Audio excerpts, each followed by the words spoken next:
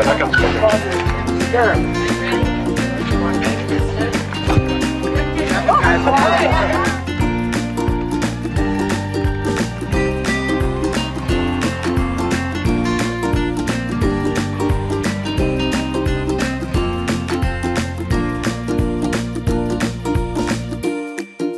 what extent has Vladimir Putin been weakened by recent events? It's hard to tell, but he's clearly losing the war in Iraq. He's losing the war at home. And he has become a bit of a fly around the world. Now, just to get here, Liberty and Bell had to beat some tough odds, the competition.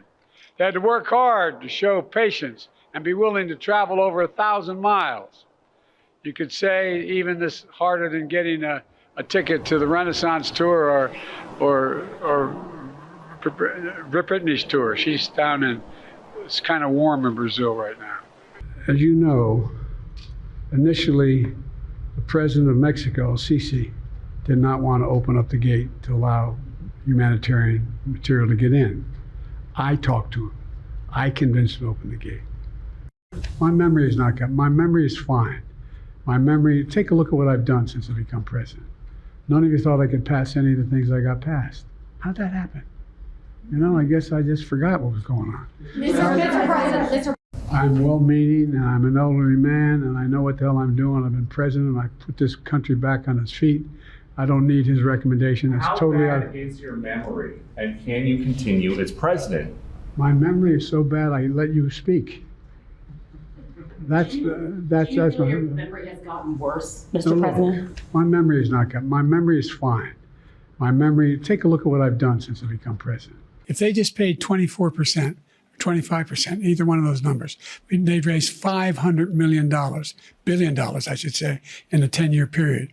We'd be able to wipe out his debt. We'd be able to help make sure that all those things we need to do, child care, elder care, making sure that we continue to strengthen our healthcare system, making sure that we're able to make every single solitary person eligible for what I've been able to do with the COVID, with dealing with everything we have to do with, look, if we finally beat Medicare, and now I want to hand it over to the president of Ukraine, who has as much courage as he has determination. Ladies and gentlemen, President Putin. President Putin. We're going to beat President Putin. President Zelensky.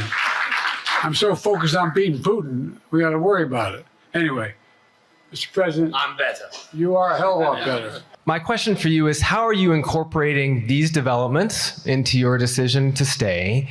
And separately, what concerns do you have about Vice President Harris's ability to beat Donald Trump if she were at the top of the ticket? Look, I wouldn't have picked Vice President Trump to be vice president, but I think she was not qualified to be president. So let's start there. Number one. The fact is that the consideration is that I think I'm the most qualified person to run for president. I beat him once, and I will beat him again. We've had some discussions over the past few days with your press secretary about the question of health exams, and you said you take a cognitive test every day in this job. Are you open to taking another physical or test before the election? Governor Whitmer of Michigan, for instance, said it wouldn't hurt to take a test. Well, look, two things. One, I've taken 3 significant and intense neurological exams by a neurologist. In each case, as recently as February. And they say I'm in good shape, okay? Although I do have a little problem with my left foot because it's not as sensitive because I broke my foot and didn't wear the boot. But I'm good.